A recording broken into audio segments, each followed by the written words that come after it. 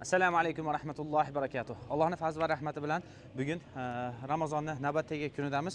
Bugun ham Shomdagi mazlumlarni, ular otasidan urushlar, bombardimonlar sababli otasidan ayrilib, murdak bo'lib yetim qolgan ushbu yosh bolalar uchun navbatdagi iftorlik dasturxonimizni ochishlik uchun yana bir yetimxonaga keldik. Inshaalloh hozir iftorlik vaqtiga ham oz vaqtlar qoldi. Bizlar ham dasturxonni tayyorlayapmiz, iftorlik dasturxonimizni. Hozir tayyorlab ushbu yetim bolalarga tortiq qilamiz. Alloh taolo ehson qilayotgan aka opa singillarimizdan barchadan rozi bo'lsin.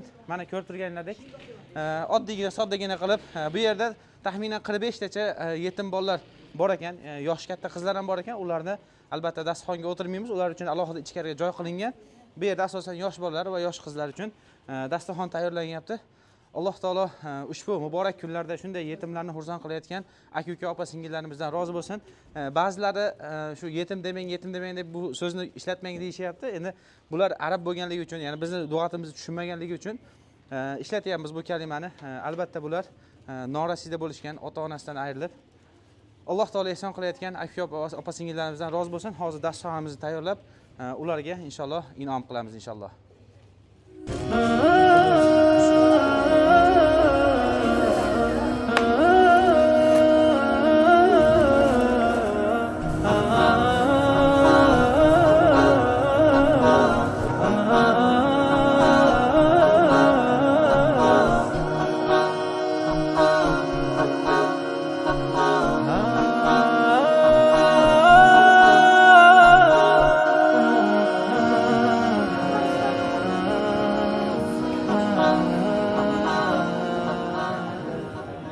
Allahu Akbar, Allahu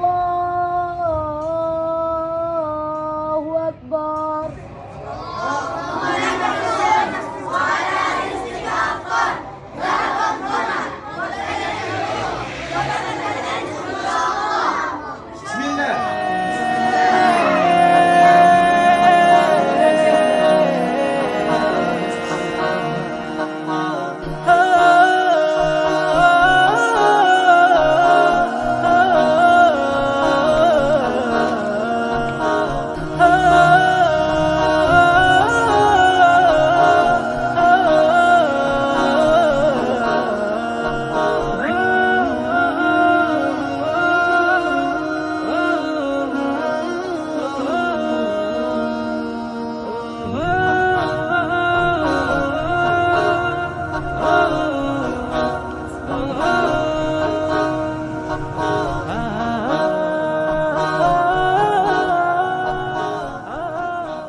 Mana ko'rib turganlaridek ushbu yetimxonamizdagi ushbu yosh bolalar iftorligini ochishdi.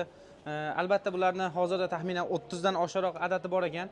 Ichkarida yosh katta qizlar ham bor ekan. Albatta ular ham ota-onasidan ayrilib yetim qolishgan. Bundan tashqari yana bir nechta yetim bolalar yaqinlarini ziyoratga ketishgan ekan. Shu sababli adadimiz bugun to'liq bo'lmay qoldi. Alloh taolo ehson qilayotgan aka opa singillarimizdan barchadan rozi bo'lsin.